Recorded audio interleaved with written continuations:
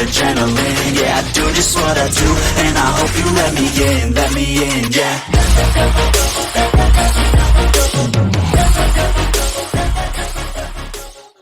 ये बताइए कि आपने कभी किसी से प्यार किया है? देखिए, मैं एक सन्यासी हूँ।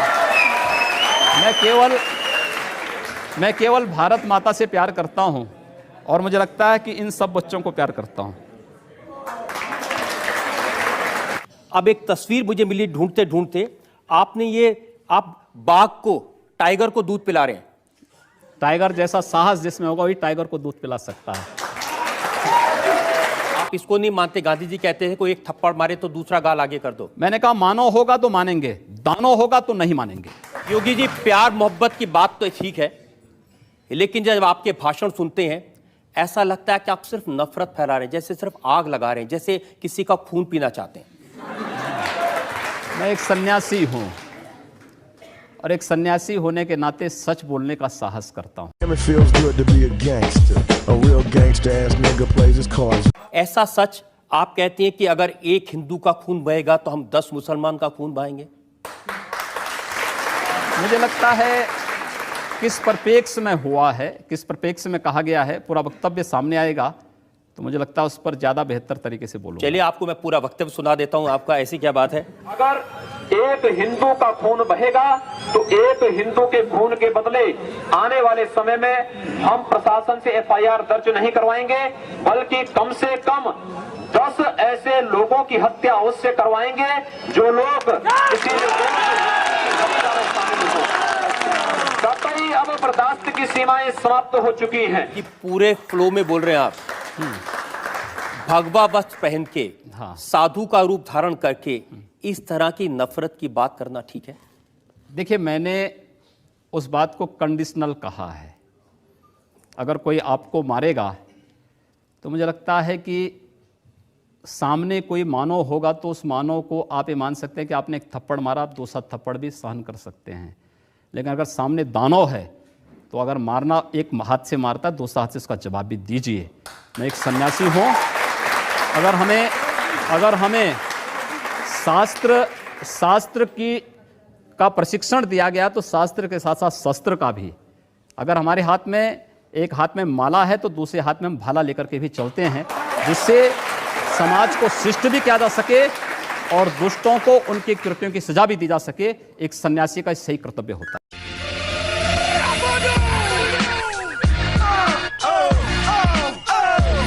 मोदी जी कहते हैं सबका विकास सबका साथ। सबका साथ सबका विकास की आप कहते हैं एक मारोगे मैं 10 मारूंगा।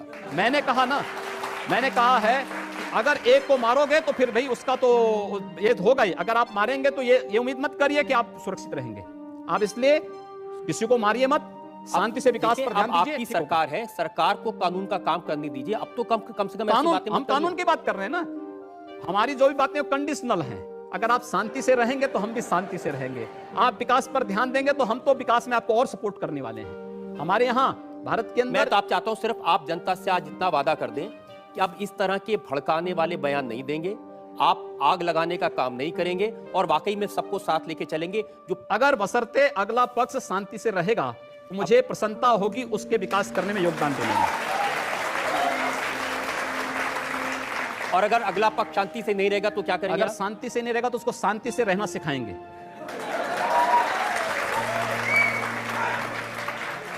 बंदूक के दम पर, मार के दम पर। जो जिस भाषा को समझेगा उस भाषा से समझाएंगे। लेकिन योगी जी, भगवान महावीर के देश में, भगवान बुद्ध के देश में हिंसा की बात करना, हाथ उठाने की बात करना, खून की बात हम कब कर रहे हैं?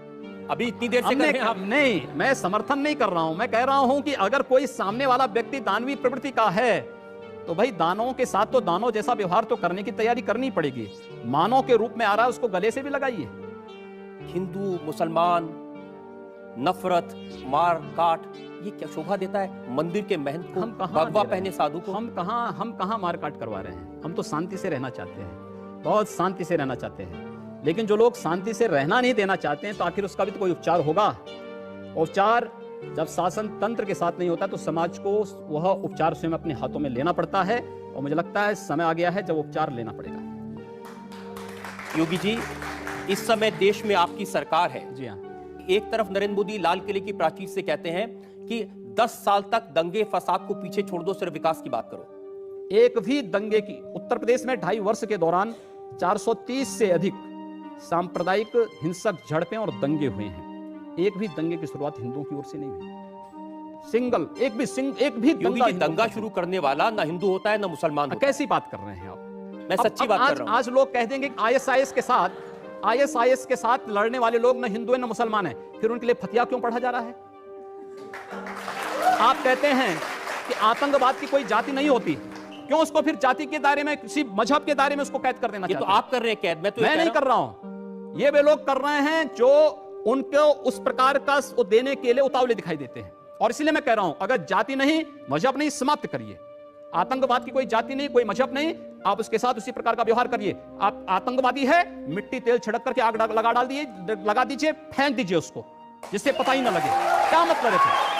ये चीजें अपने आप समाप्त हो जाएंगी। योगी जी, मुझे थोड़ा सा अजीब लग रहा है कि एक योगी से, एक महंत से मैं प्यार मोहब्बत इश्क की बात कर रहा हूं, लेकिन कुछ मामला ही ऐसा है, योगी आदित्यनाथ प्यार मोहब्बत पर पाबंदी लगाना चाहते हैं। आपने लव जिहाद का सवाल उठाया है। हाँ, लव जिहाद के खिलाफ मैं पिछले 10 वर्षों से बोल रहा हूं। लव जिहाद, ये बता दीजिए। देखिए, लव जिहाद इस देश के खिलाफ, इस देश की संस्कृति के खिलाफ एक अंतर्राष्ट्रीय साजिश है। और उस साजिश को केवल मैं नहीं बोल रहा हूं। उत्तर प्रदेश हाईकोर्ट ने 2006 में उत्तर प्रदेश की सरकार को एक निर्देश जारी किया था कि उत्तर प्रदेश के अंदर बड़ी तेजी के साथ हिंदू बालिकाओं का अपहरण क्यों हो रहा है। 2009 में केरल हाईकोर्ट ने भी इस संबंध में वहां की सरकार को एक निर्देश जारी किया कि 4 वर्ष में 5000 से हिंदू बालिकाओं का अपहरण होना, आखिर ये सब क्या है।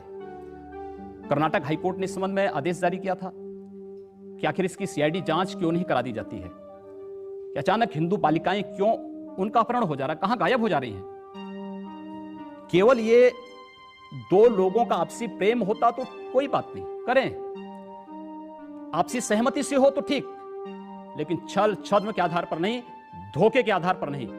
जो रांची में हुआ, जो मेरठ में हुआ, जो हरियाणा में हुआ, अगर इस प्रकार की किसी भी दुष्प्रवृत्ति को जिहाद के नाम पर हिंदुस्तान में थोपने का प्रयास होगा तो हम उसे किसी भी स्थिति में स्वीकार नहीं करेंगे।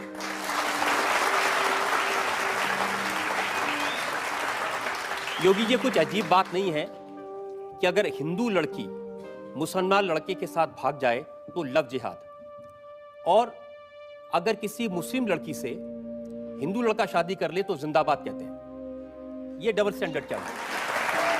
डबल स्टैंडर्ड नहीं है। हिंदू लड़के के साथ कोई मुस्लिम लड़की जाती है तो अपनी सामाजिक सुरक्षा के नाते जाती है। इस बात को लेकर के जाती है कि वह हिंदू लड़का उस लड़की को लेके जा रहा है तो एक शादी के अपने व्रत को निभाएगा, उसकी सामाजिक सुरक्षा की गारंटी देता है। क्या इस्लाम इस बात की गारंटी देता है? नहीं। वहां उनके साथ एक, वहां पर एक जो हो रहा है, इसके पीछे तो बहुत बड़ा अंतरराष्ट्रीय गिरोह काम कर रहा है लव जिहाद के नाम पर। इस पे पैकेज घोषित हुए हैं, हिंदू बालिका का अपहरण होना, उसके साथ जबरन दुष्कर्म करना, उसकी जिंदगी को बर्बाद कर देना, उसके अलग अलग पैकेज घोषित हैं। और ये धोखे के नाम पर आखिर क्यों अपना पूरा नाम नहीं बताती हो पहले से? रोज तो समाचार पत्रों में आ रहे हैं, रोज तो आप देख रहे हैं, रोज तो इस प्रकार की बातें आ रही हैं कि पहले नाम उसका कुछ और है, परिवर्तित नाम में कुछ और करके बाद में जब वास्तविक स्वरूप में आती है तो वो बालिका तब अपने आप को देखती है कि हमारे साथ धोखा हो चुका है। अपना सही नाम बताइए। क्यों आप गुड्डू, पप्पू और अन्य नाम पर बेवकूफ बना रहे हो समाज को? सही नाम से सामने आइए। मैं इसलिए पूछ रहा हूं क्योंकि जब आपने इश्क नहीं किया, मोहब्बत नहीं की, तो आपको क्या मालूम जब कोई किसी को दिल देता है तो उसका बायोडाटा थोड़ी पहले पूछेगा।